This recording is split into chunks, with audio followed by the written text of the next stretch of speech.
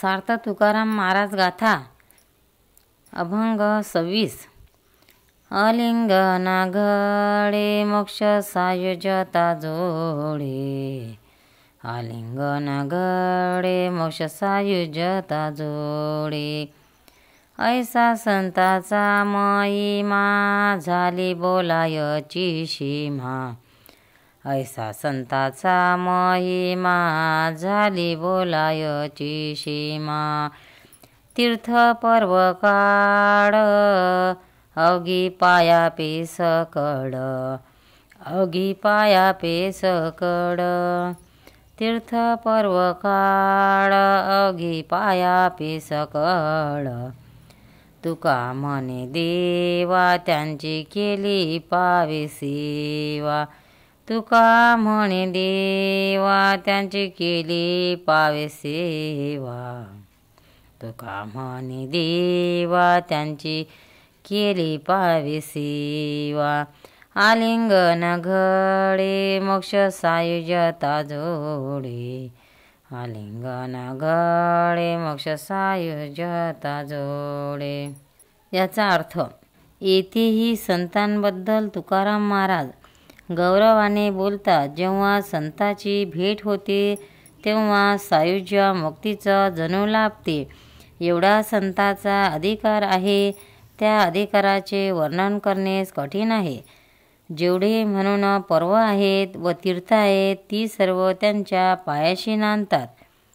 त्या पुरुषाची सेवा केली असता ती देवाला पोचले. सार्थ तुकाराम महाराजला गाथा 27. अभंग. माझी यामीपणा झाला यावरी उगाना, माझी यामीपणा झाला यावरी उगाना. भोगी त्यागी पांडुरंग त्याने वसविले अंग, भोगी त्यागी पांडुरंग त्याने बसविले अंग. टाळिले निमित्त फार तोडे घात हित, टाळिले निमित्त फार थोडे घात हित. यावी कामावरी तुका म्हणे नाही उरी, यावी कामावरी तुका म्हणे नाही उरी.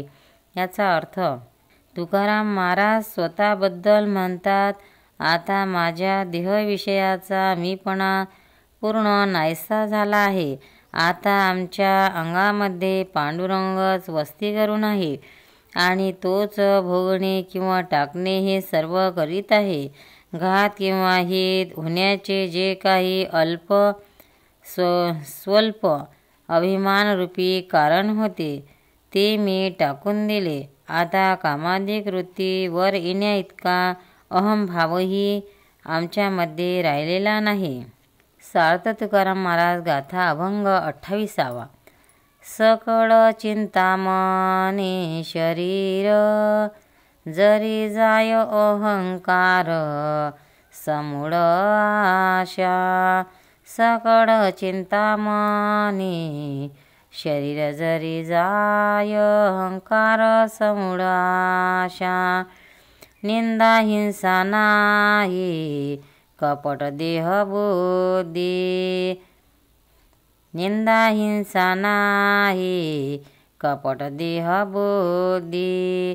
निर्मळ स्फटिक जैसा, निर्मळ स्फटिक जैसा. मोक्षाचे तीर्थ न लगे वाराणसी, मोक्षाचे तीर्थ न लगे वाराणसी. येती तया पाशी अवघे जन, येती तया पाशी अवघे जन.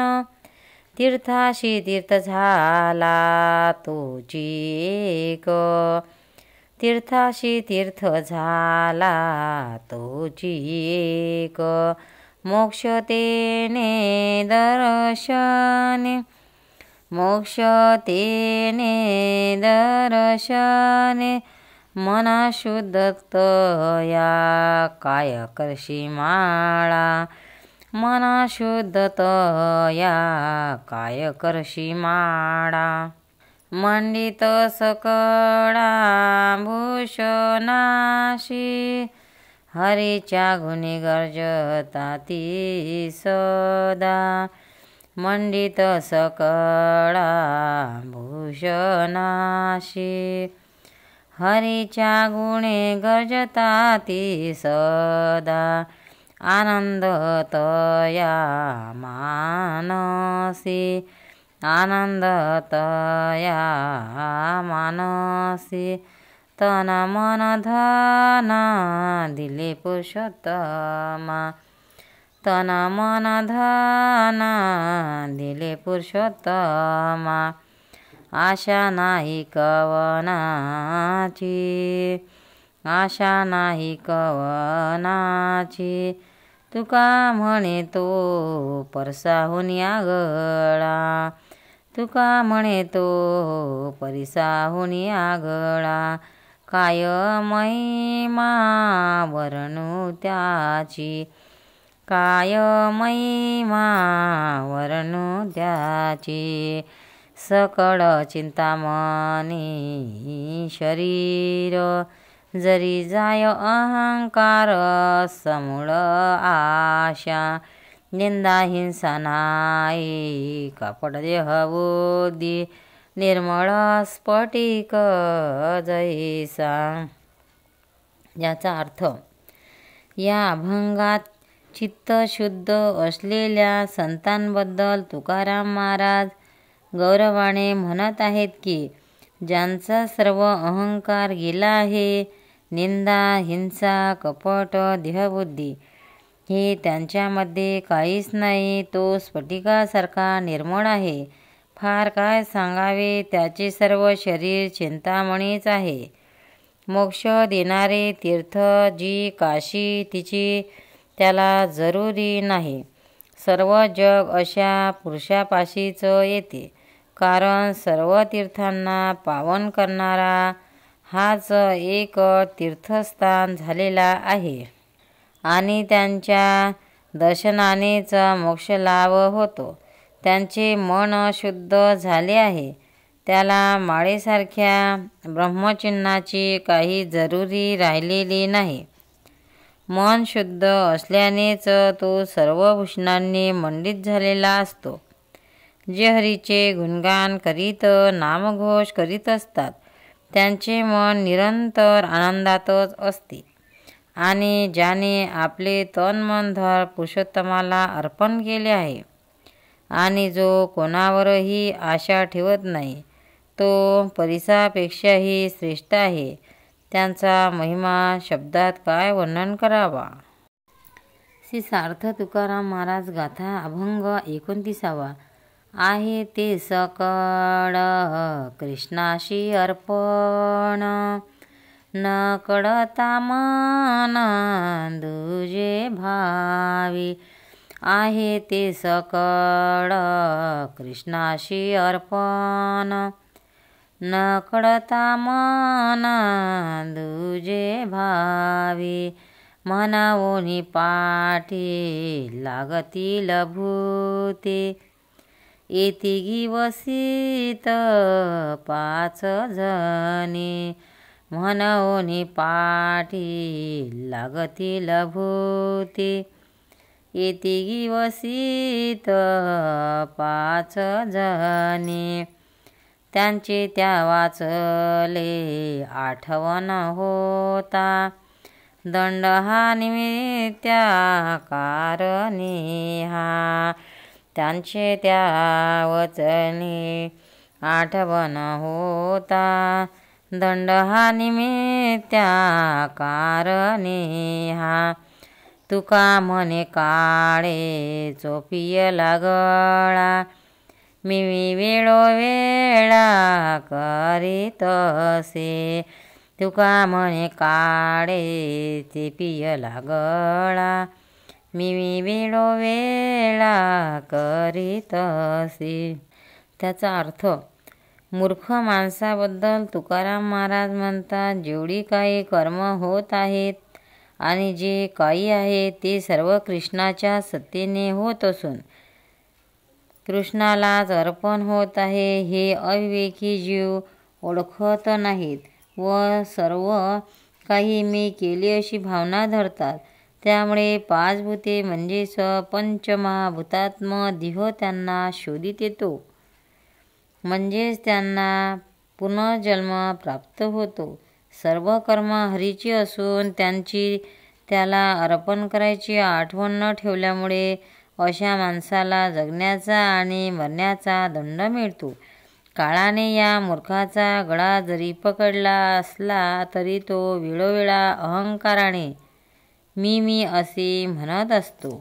सार्थ तुकाराम महाराज गाथामधला अभंग 30वा. महारासी सीवे कोपे ब्राह्मण तो नोहे, महारासी सीवे कोपे ब्राह्मण तो नोहे, तया प्रायचित काही देह त्याग करिता नाही, तया प्रायचित काही देह त्याग करिता नाही.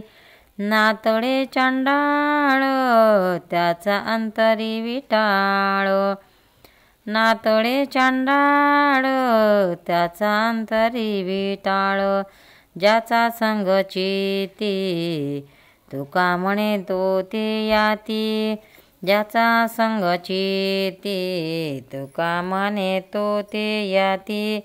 महाराशी शिवे कोपे ब्राह्मण तो नोहे, महाराशी कोपे महाराशी शिवे कोपे ब्राह्मण तो नोहे.